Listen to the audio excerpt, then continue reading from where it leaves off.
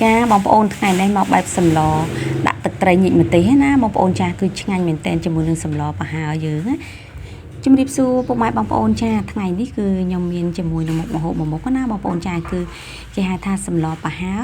បងប្អូនប្រហើរតាពាំងណាបងប្អូនតែដោយសារប្រហើរតាពាំងខ្ញុំថ្ងៃហ្នឹងណាអត់មានបន្លែគ្រប់គ្រាន់បរិបូរទេបងប្អូនអើយដោយសារតែបើកទូមកគឺតាពាំងមានស្រាប់ហើយក៏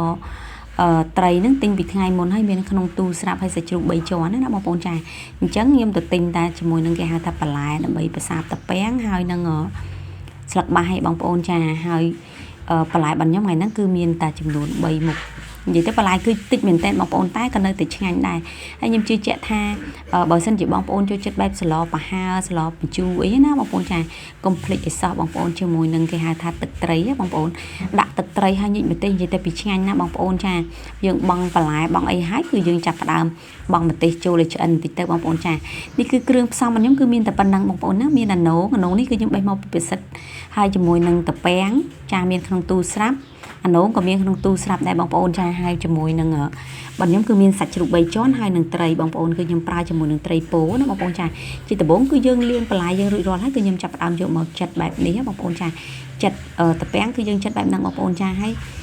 ពេលដែលយើងចិតតាពាំងហើយរួចរាល់អស់គឺយើងចាប់ផ្ដើមចិតអាណូចិតអីអញ្ចឹងណាបងប្អូនចាហើយខ្ញុំជឿជាក់ថាបើសិនជាបងប្អូនធ្លាប់ស្លតាពាំង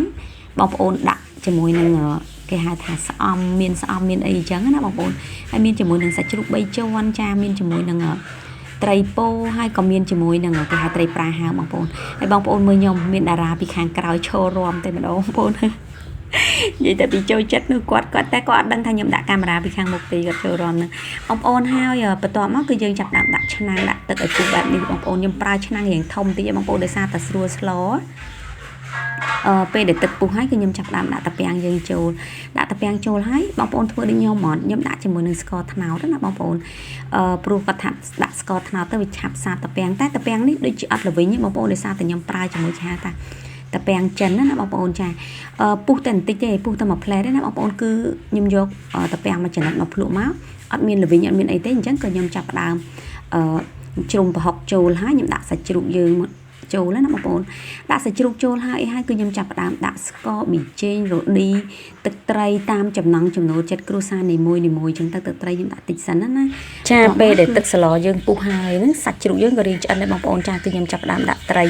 គឺខ្ញុំដាក់តាមក្រោយណាបងប្អូនដោយសារតែខ្ញុំអត់ចង់ឲ្យបែកសាច់ត្រីទេខ្ញុំដាក់សាច់ជ្រូកឲ្យឆ្អិនសិនហើយទើបខ្ញុំដាក់ត្រីតាមក្រោយបងប្អូនចាបន្ទាប់ពីយើងដាក់ត្រីហើយពេលដែលសម្លយើងពុះហើយណាបងប្អូនត្រីយើងក៏ឆ្អិនគឺខ្ញុំចាប់ផ្ដើមបង់ម្ទេសចូលហើយខ្ញុំចាប់ផ្ដើមដាក់អាណូយើងចូលតែម្ដងណាបងប្អូនអាណូនេះគឺយើងដាក់តែមួយផ្លែទេបងប្អូនពេលដែលយើងដាក់អាណូនឹងចូលហើយគឺសម្លយើងពុះហើយគឺខ្ញុំចាប់ផ្ដើមបង់បន្លែបៃតងយើងតែម្ដងបងប្អូនចាគឺបង់ជាមួយនឹងស្លឹកបាសហើយនឹងបន្លែផ្អែមរបស់យើងហ្នឹងបងប្អូនចាបន្លែយើងបៃតងហ្នឹងគឺយើងដាក់មួយផ្លែទេបងប្អូនមកពុះគឺវាឆ្អិនអញ្ចឹងគឺខ្ញុំបិទភ្លើងគឺខ្ញុំចាប់ផ្ដើមដួសដាក់ចានតែម្ដងណាបងប្អូនចាពេលដែលដួសដាក់ចានហើយបងប្អូនហើយចាគឺខ្ញុំមិនដែលភ្លេចទេជាមួយនឹងទឹកត្រីដាក់ម្ទេសនឹងតែម្ដងបងប្អូនចាគឺឆ្ងាញ់មែនតែនចាពេលដែលបញ្ចូលសម្លេងហ្នឹងគឺនឹកឃើញចង់ហូបសម្លប្រហើរតាពាំងម្ដងទៀតណាបងប្អូនចាសម្លយើងគឺរួចរាល់ហើយបងប្អូនចាគឺតំណងឯងបងប្អូនចាបន្លែតិចមែនតែនតែបើសិនជាយើងចេះច្នៃគឺបានសម្លមួយឆ្នាំងធំតែម្ដងណាបងប្អូនចាហើយខ្ញុំថាឆ្ងាញ់សម្រាប់ខ្ញុំថាឆ្ងាញ់ណាបងប្អូនតែបើសិនជាបងប្អូនយកតែស្លឲ្យអត់ឆ្ងាញ់កុំខឹងខ្ញុំណាបងប្អូនស្លគឺការដាក់គ្រឿងគឺវាផ្សេងគ្នាអញ្ចឹងបងប្អូនដាក់ឲ្យត្រូវគ្រឿងមកចាគឺខ្ញុំធានាថាឆ្ងាញ់ដូចតែខ្ញុំស្លអញ្ចឹងអរគុណជម្រាបលាបាយបាយ